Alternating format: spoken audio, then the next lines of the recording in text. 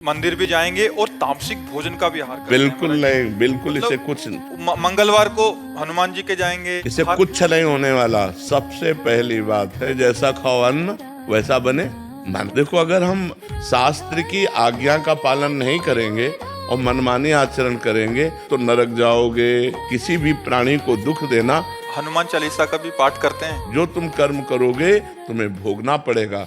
चाहे मुर्गा हो, चाहे बकरा हो, सब जीव अपने प्राण बचाना चाहे, सब जीव तुम उनको काट कर खाओगे, वो भोगना पड़ेगा। अगर हमें कामना की भी पूर्ति चाहिए तो हमको गलत आचरण छोड़ने पड़ेंगे, क्योंकि हम जो कामना की पूर्ति चाहते हैं उसमें पाप आचरण बाधा पहुंचाएंगे।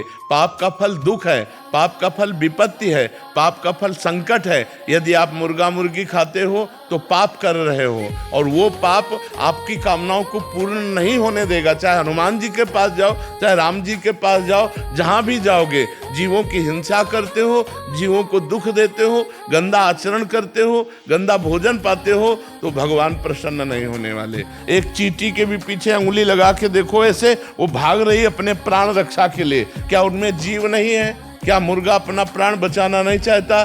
क्या पशु पक्षी प्राण बचाना नहीं चाहते? और जिनको ये है कि अगर हम खाएंगे नहीं तो सृष्टि बढ़ जाएगी, तो तुम अपने बैलेंस की चिंता करो। तुम्हारा बैलेंस जब परमात्मा बनाएगा तो तुम्हारे होश उड़ जाएंगे। इसलिए सब जो कामना भी पूर्ति चाहते हैं तो उनको चाहिए कि गंदा भोजन और गंदे आचरणों का त्याग करें, तो उनकी कामना जल्दी पूर्ण हो जाएगी। हम मनुष्य, हम राक्षस नहीं हैं। तो हमें सबसे प्रार्थना है कि मांस, मदिरा, अंडा, पराई स्त्री से व्यभिचार, इनका त्याग करो तो तुम्हारा जीवन सुखमय हो जाएगा।